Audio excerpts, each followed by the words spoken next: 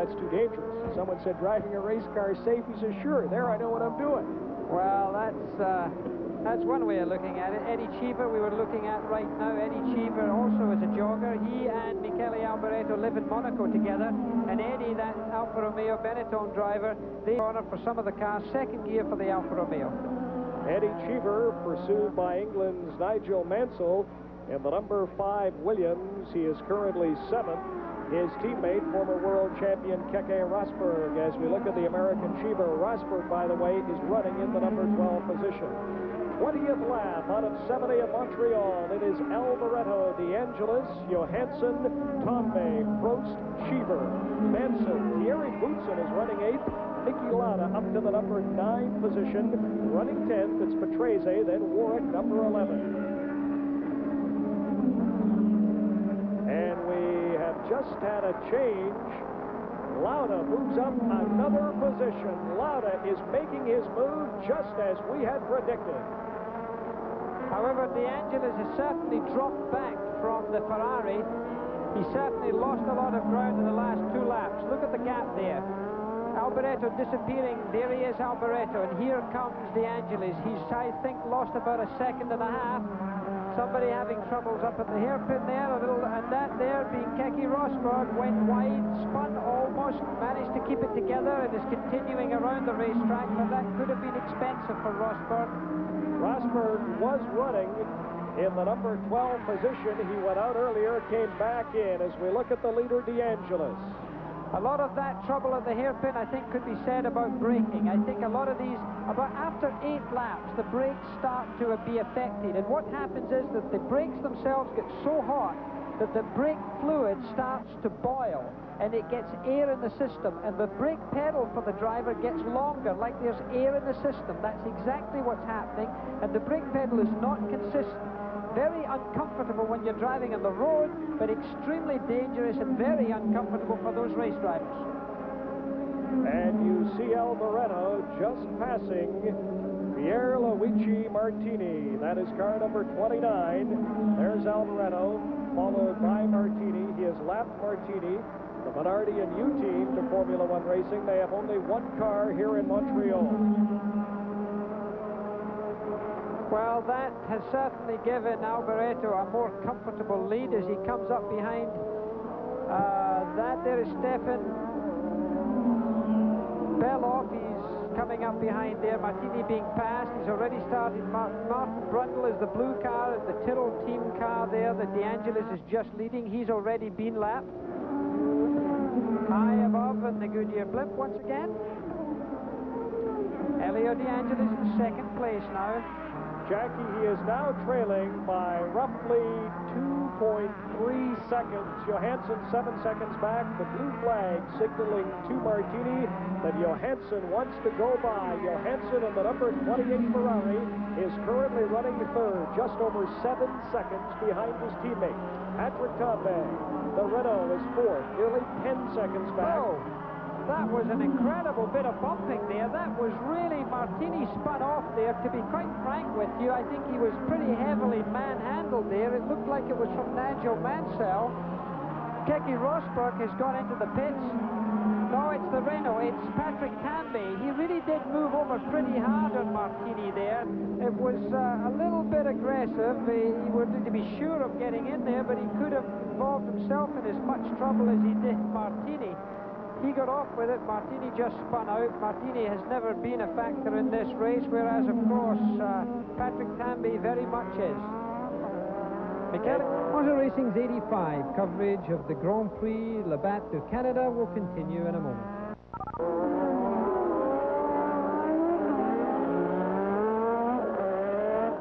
Due for a win this year. He really should have won Monte Carlo, in my opinion. He deserved to win Monte Carlo, and he was done out of it, frankly, by picking up, and he really should have a win. This would certainly make the World Championship a great deal more interesting by him being able to win here if he allows the car to last that long. You mentioned the World Championship. Right now, De Angelis, who is running 2nd today, is 1st in the world standings with 20 points. Alain Prost with 2 victories. Into the pits comes Martini. Alain Prost with 2 victories is tied with Alboreto 2nd, 2 points back.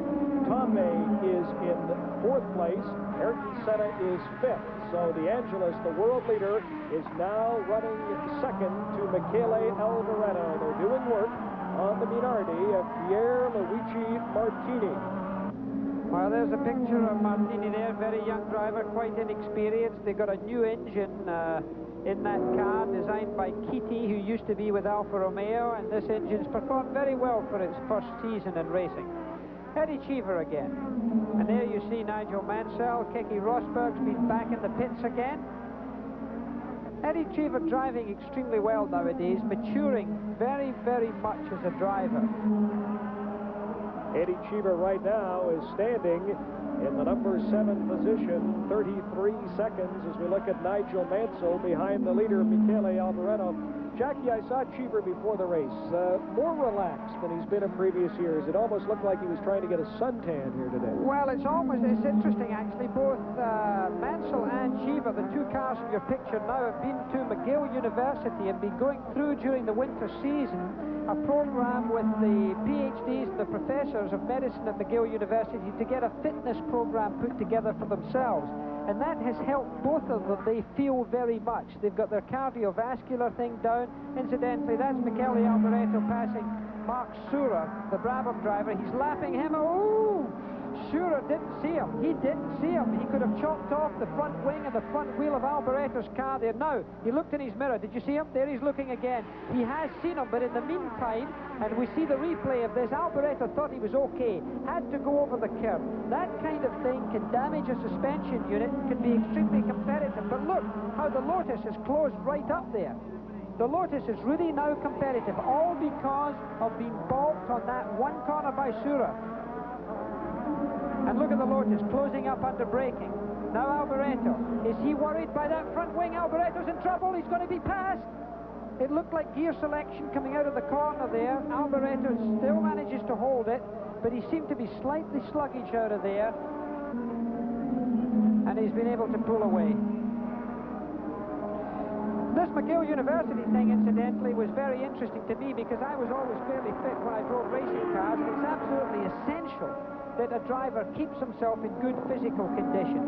The pulse rate they can get in a race car, you know, I had readings right up to 200 beats per minute in pulse rate while driving a car on the very fast corners.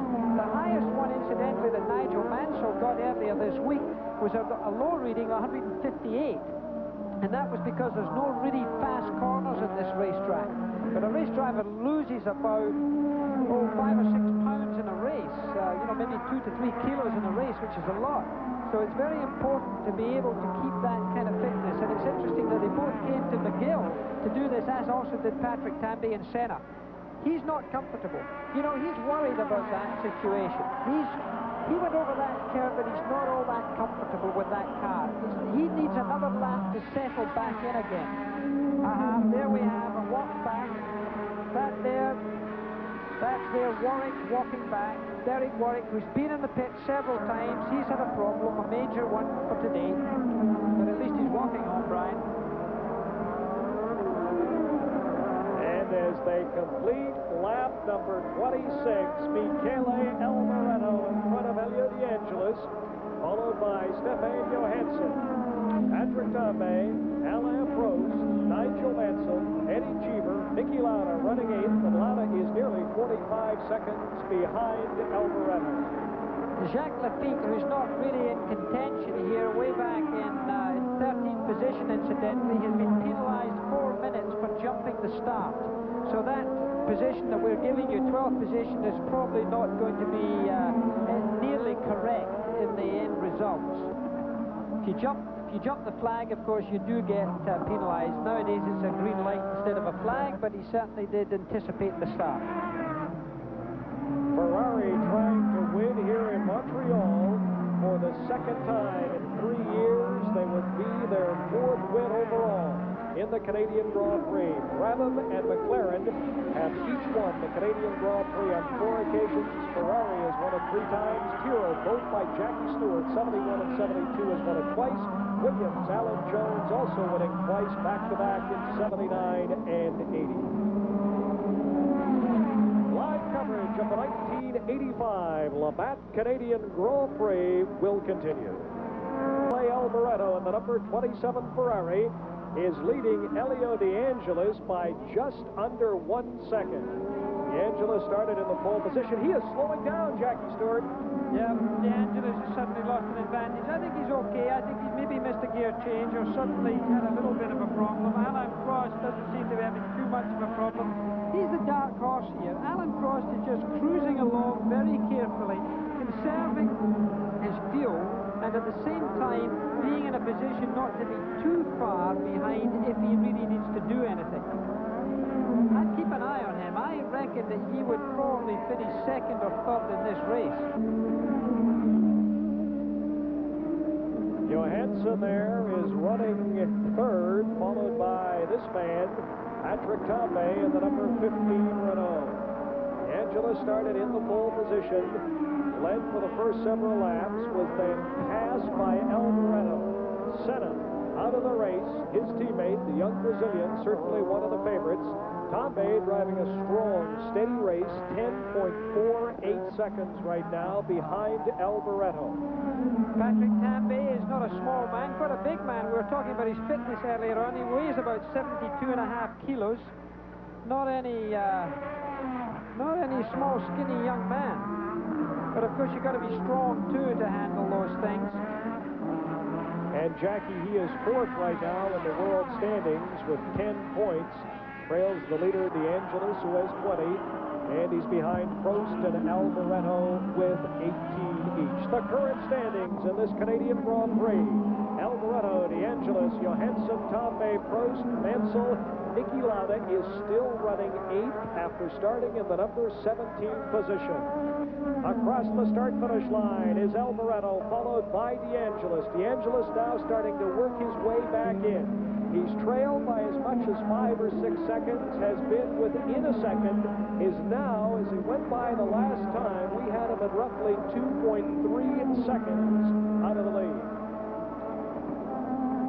With the brake horsepower that these cars run, around about 800 horsepower in the race, up to 850, and in qualifying they can boost that horsepower up to about 1,000 brake horsepower.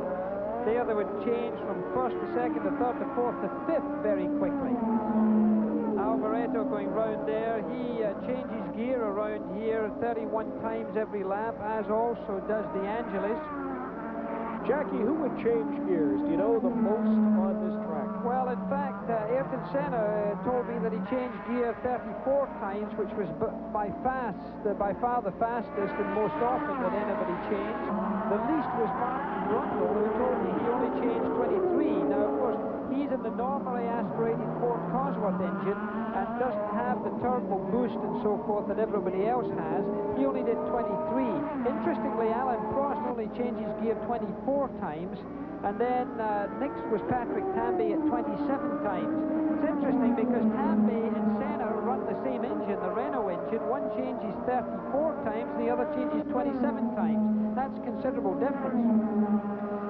A lot of drivers jump through gears, you know, when you're going through like De Angelis is right now. He'll be in fifth gear right now. Now he goes into third gear for here. He may jump straight from fifth to third rather than going from fifth to fourth to third to save time. It's a little stiffer on the transmission if you don't get your timing right, but of course it does save another effort and another little bit of time. So of course it allows the driver to think more about the corner rather than about changing gear.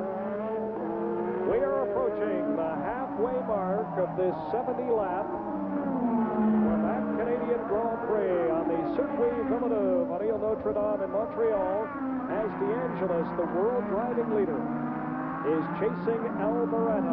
Both Italian drivers. Oh, there's an accident at one of the fastest parts of the racetrack. It looks like Eddie Cheevers. No, it's one of the Skull Bandits. One of the Skull Bandits. I think it's Winkelhock. Or Alliot, possibly, it's Alliot, a white helmet. I think it's Alliot.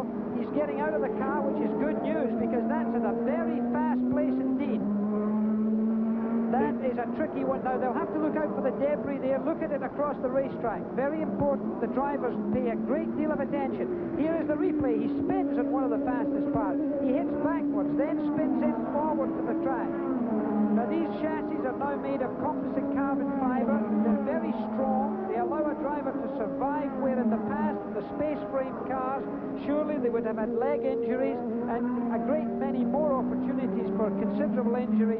At a speed I would estimate where he approached that accident, he would have been doing no less, I would say, than about 160 miles an hour or 165 miles an hour going through there. So I don't know what that is in kilometers, but it's fairly fast. Jackie, what about the cars going over this debris? They have to be concerned about tires. Well, that's one of the major things. You know, when the car that you're looking at right now, Alboreto, had to come into the pits in Monte Carlo having picked up some debris and having a puncture. These racing tires are extremely thin because they've got to be very light. It's a sacrifice that you make when that happens, because if there is anything formed on the racetrack that you could pick up with a sharp edge, and having an accident like we've just seen, a lot of that stuff is part of the car. It's metal, it's fiberglass, and of course that can easily cause a puncture, can cut a tire or puncture a tire. So the driver has to be very careful when going through that debris to make sure that he's not running over anything substantial. Philippe Alliot in the number 10B that he wasn't being closely followed by another car, because right now Alboreto is coming through the start-finish area into the area where the accident occurred, and as you say, that is one of the fastest areas on this course. The yellow flag is still out. That is the caution flag. And by the way, Alboreto's opened up the gap again from De Angelis. De Angelis certainly dropped back considerably there. So Alboreto has put on a little bit of pressure there. There's no sign of De Angelis. No sign of De Angelis. He's only in the shop now. You can see the car coming in on the left-hand side. There is the distance behind, and you know that he's a lot further back now than he was before. They will try and clear the track just a little bit, Brian, but the marshals can't get out to sweep the track because the speed of the cars approaching there is just much too high. They will allow the cars themselves, with the after draft of the cars, the wind that the cars bring behind them, to clear a lot of that stuff away. If there was anything big out there, obviously the marshals would have to go out into the track and clear it. There is the young Swede, Stefan Johansson. There is Jacques Laffite in the Ligier with Johansson coming up behind him. ESPN's coverage of the 1985 Canadian Labatt Grand Prix of Canada will continue in a moment.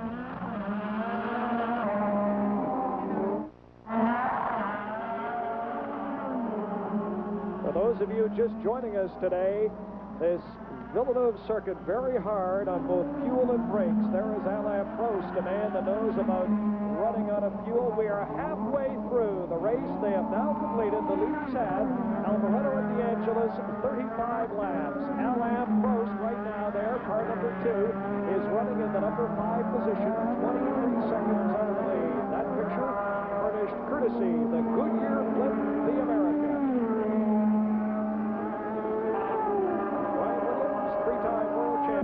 Jackie Stewart, and one of Britain's foremost racing journalists, Barry Gill. Hope you're enjoying the 1985 Canadian Grand Prix. Alain Prost, car number 2, won the inaugural race of the year in Rio de Janeiro. Also won for the second straight year at Monte Carlo. This year, Jackie Stewart, you remember it well. The race went the full distance. It was 1 year ago. Our racing fans might remember we carried the race, that it was called halfway through because of the rain, and Ayrton Senna was livid at the time. Young Senna figured he had a real shot at winning his first Grand Prix.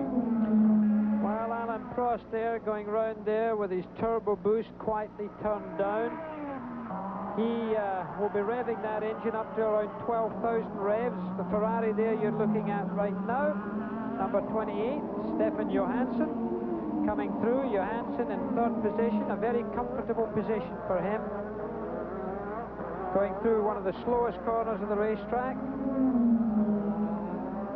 1st gear, 2nd gear, 3rd gear, 4th gear, 5th gear. 5 gears in the Ferrari, looking at his mirror, just cocking his head to the side, looking at his right-hand mirror. The double yellow flags there because they've got a truck there. You can see the truck with the flashing lights, removing the damaged car of Alliot. just in case another car goes into that. It's an accident that can occur, and if a racing car collides with what they call a dead car, it can worsen the accident considerably. The great Clay Regazzoni, the Ferrari driver who was driving a Williams at the Long Beach Grand Prix, crashed into the back of another car and frankly has never recovered from it, has been paralyzed from the waist down. So they like to try and get cars that are no longer in the race either damaged or just retired away from the track.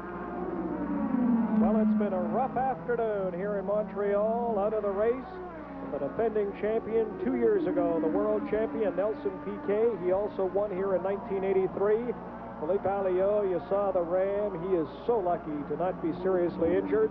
Manfred Winkelhock out of the race, and all 5 cars out as we look at the leader Alboreto passing Martini in the Minardi.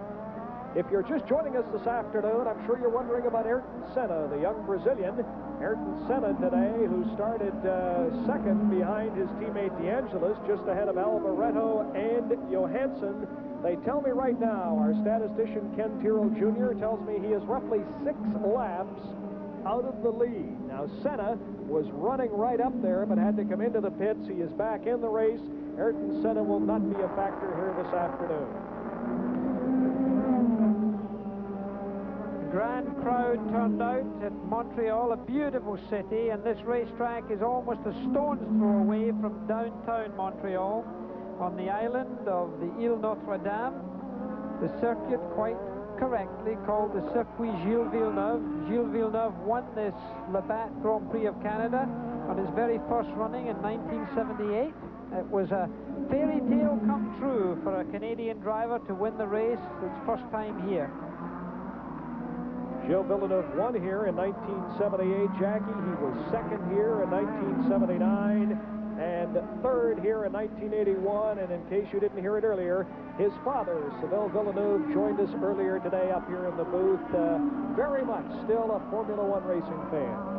Now Patrese is just about to be passed, another Italian driver, by De Angelis. De Angelis looking for a place to get past Patrese. Patrese is not the easiest man to pass. It was he who had the collision with Nelson Piquet in Monte Carlo, but a clean pass there by De Angelis in the black John Player special. John Player's been very much involved with Grand Prix racing.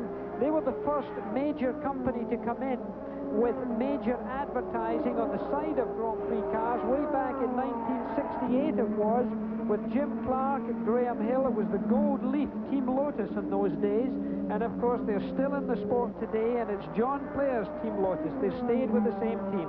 I'm sure most of the viewers don't realize the tremendous revenue that comes from the advertising on the car and also the advertising on the driver.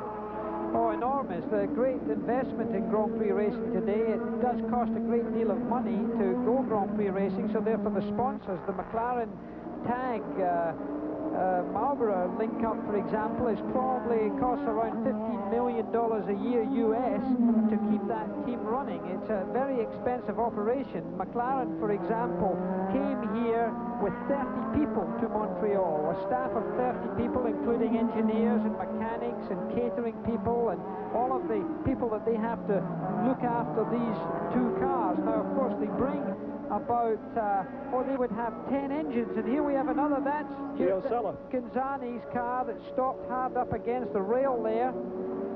Ghinzani's car, the Ocello, parked rather well. He couldn't get much closer to that barrier, could he? And speaking of barriers, Jackie, Derek Warwick and the number 16 Renault has collided with a barrier, and Warwick is out of this race.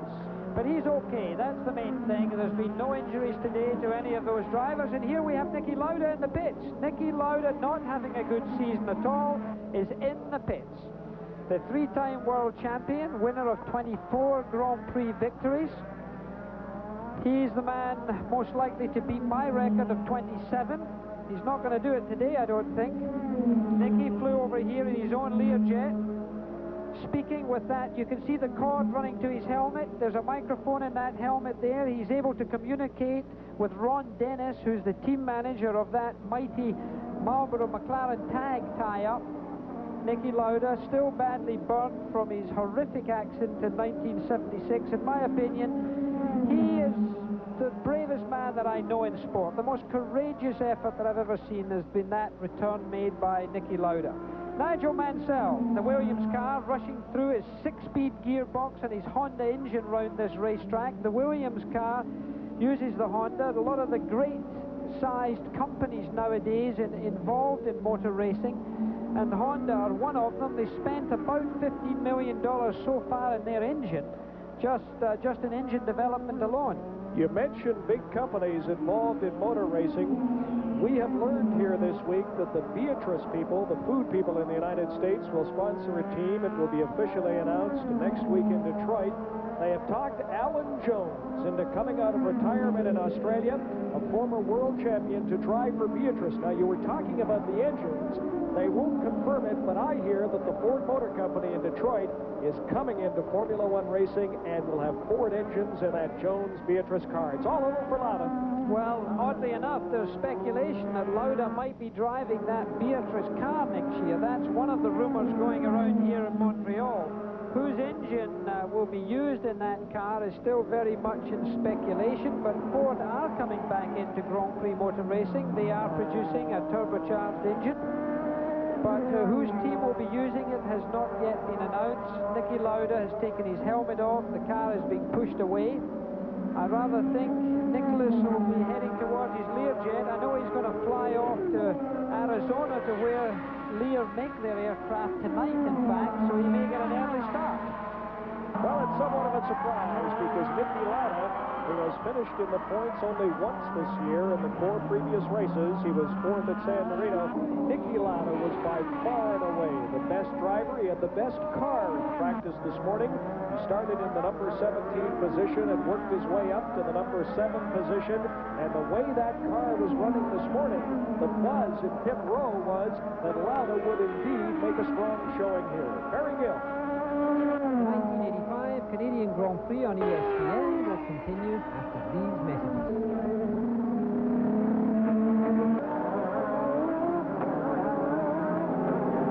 Little bit of damage to the car. It's not because of an accident at all, is it? You haven't had any problem? No, I ran over some wreckage of the accident there. For the Alliot car. Bad luck, Niki. Thank you for talking to us.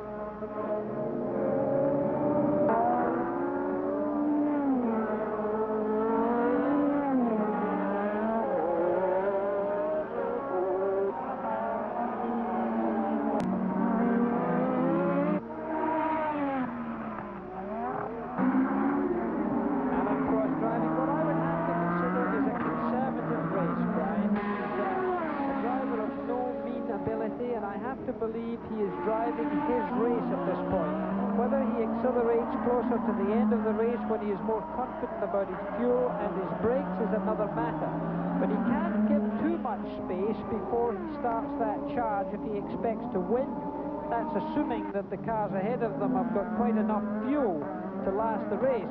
If you're watching this race at home, for goodness sake, don't go away or switch channels, because this could be the most important part of the race, and I think you might see the most drama coming up here, because fuel is going to be a story.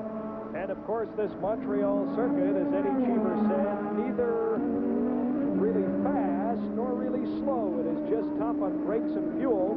And Alain Prost remembers the fuel story in San Marino. Ayrton Senna was leading with about 4 laps to go. He ran out of fuel. Senna now running about 6 laps back in this race. He was passed by Johansson in the number 28 Ferrari. As we look at Johansson's teammate, the leader Alboreto, Johansson then ran out of gas with 2 laps to go at San Marino. And believe me, folks, this course is much tougher on fuel and brakes than San Marino. It is Michele Alboreto now by 5.5 seconds over De Angelis, and I understand Barry Gill standing by with Renault's Derek Warwick. You looked so happy when we saw you on the grid. You're obviously very confident. What went wrong? Well, yesterday when we ran on full tanks, the car was very good. We were doing low 29s. And today the car was jumping all over the place and very, very difficult to drive. Fastest lap doing 32.5. So somewhere from yesterday until today, the car has been changed and just impossible. What happened to put you out?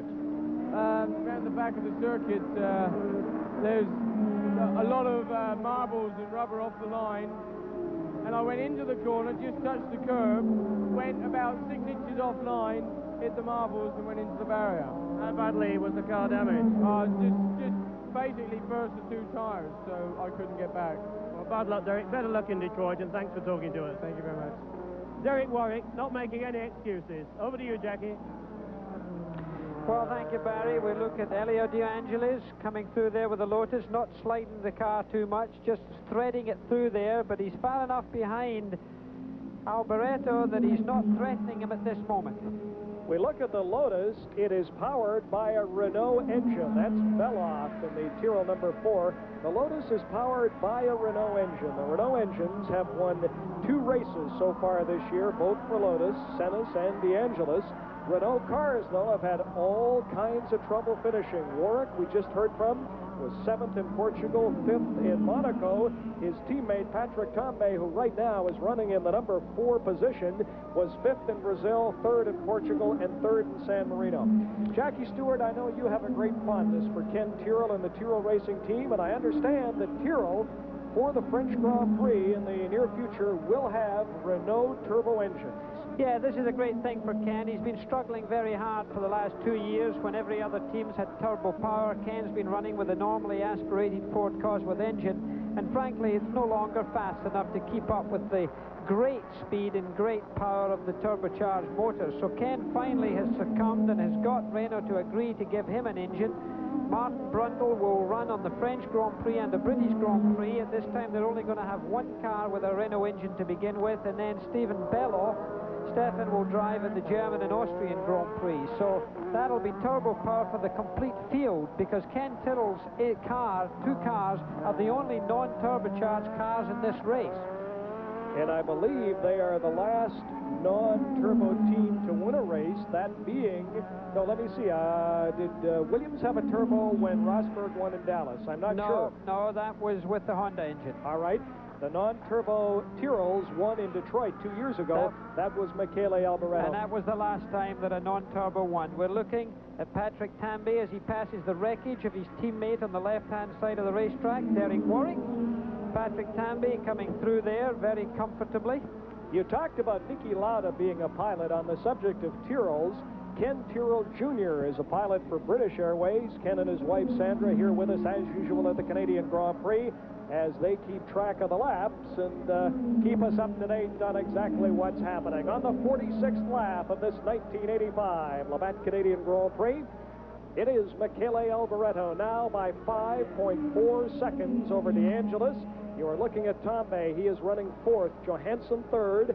Prost is now 5th. Mansell 6th. Rosberg, we mentioned, a winner in Dallas in that searing heat, a race they nearly canceled. They did actually cancel Belgium this year. Prior to that, Dallas was the closest they had ever come to canceling a race for track conditions.